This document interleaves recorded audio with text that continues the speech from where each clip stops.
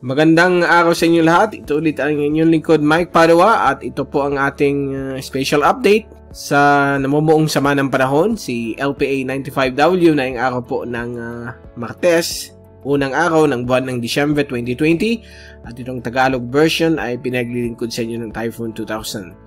So, binigyan na po ng tag-ID itong si Shallow LPA, ginawa na po siyang 95W.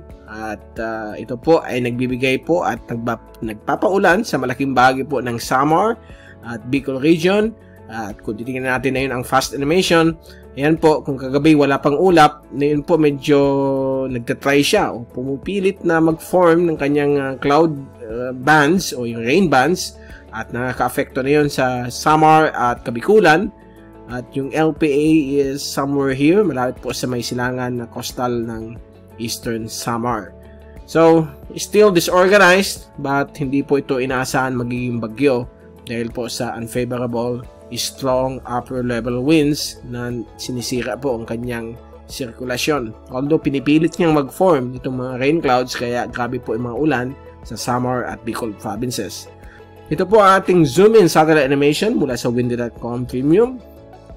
At puntahan muna natin ang visible satellite animation. So, kitang-kita po natin dito ang flow. Ito po ang low-level flow ng hangin na nakaka-affect po sa atin. Umabot po ng 60 to 70 kph ang gustiness. Ito po ay dahil po sa amihan. So, nandito po na yun yung LPA at kanina nandito na yun, nag-organize po siya sa may east of Borongan pero still nahihirapan po siya mag-form. Okay, so nandito po siya. Na yun alas 2 ng hapon. At napapansin po ninyo yung grabing kapal ng ulap ay nag-unting-unting nalulusaw dahil nga po sa lamig nitong hanging amihan at medyo naubos na yung kanyang naipon na ulan na nasa sirkulasyon nitong LPA. But still, baka overnight hanggang bukas ay may mag-form na naman pong grabing ulan kaya dito po sa Kabikulan hanggang Samar kasama ang Masbate, Ticao at Burias Islands ay patuloy pa rin magkakaroon po ng mga pabugso-bugsong ulan, may hina, katamtaman hanggang malakas. So mag-ingat po sa mga possible na pagbabaha, lalo na sa mga low-lying areas, flood-prone areas, landslide-prone areas ng ating reyon. Okay? And also yung mga mud flows sa may bulubundukin po, sa may slopes po ng Mount Mayon, mag-ingat lang po. Be aware and be alert for possible mud flows na pwedeng i-generate nitong ulan dala nitong mahinang LPA na si 95W. Ito po natin, yan po ang low-level swirl. Nag-counterclockwise, gusto niya ulit mag-form. But dahil po malakas yung hangin sa upper level, ay medyo nasisira po ang kanyang sirkulasyon. Okay? Kaya wala na yun sa Kabikulan, halos pinong-pino na lang po, mga drizzle to light rain. Paminsan-minsan may dumadaan rin saglit na malakas na ulan dahil po sa circulation po nitong si LPA 95W. So kung titingnan natin na yon yung ating infrared, kita po natin from dark red or maroon, dark maroon, nagiging lighter red na po siya. A sign na humihina po yung clouds nitong si LPA 95W.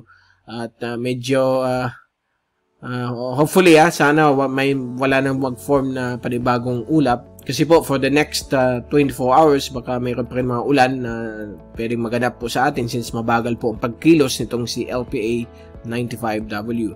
Ito po yung forecast latest from ECMWF kanina po itong umaga as of 2 AM at na yung alas 3 ng hapon ay still kita po natin dito yung hangin po ng amihan. Nagbibigay po ng 30 to 60 kph na winds at nag-create po ng mga thunderstorms din dito sa may Visayas at lalo na sa may Samar at Bicol. But for the next, kung i-play natin for the next 24 hours, kita po natin habang ito ay kikilos itong si LPA towards the northwest ay may mga paparating pa rin mga thunderstorms na embedded po sa sirkulasyon nitong si LPA 95W. So, inaasahan po mga malalakas na ulan ulit, especially late tonight or late tomorrow morning sa may Camarines Sur at Camarines Norte. So, mag-ingat lang po sa mga possible flash floods pagdaan po nito mga thunderstorms. But tomorrow morning, mga past 9 AM, mawala na po yung mga thunderstorms. At ito na lang pong konting hangin mula sa amihan. At unti-unti na pong hihina po ang amihan, lalo na pagdating ng Thursday.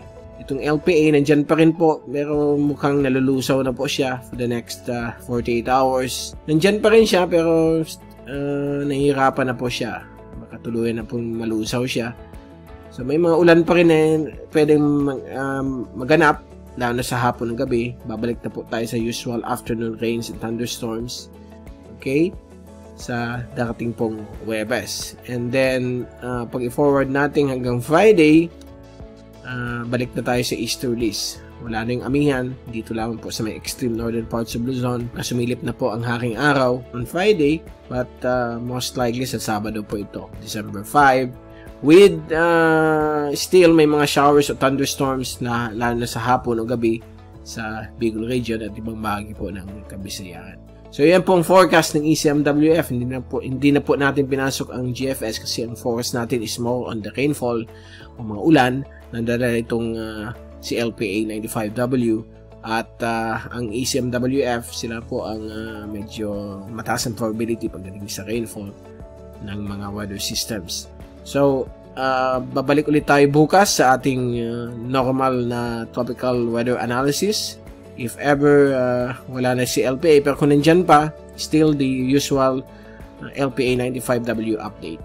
Bago tayo paalam, ito ulit yung ating GraphSat. So, kitang-kita po natin itong si LPA 95W combined with the northeast monsoon. Bibigay po ng windy at rain conditions sa Kabikulan at eastern Visayas, lalo na sa may Samar. Northerly winds naman po sa ibang bahagi po ng Kabisayaan.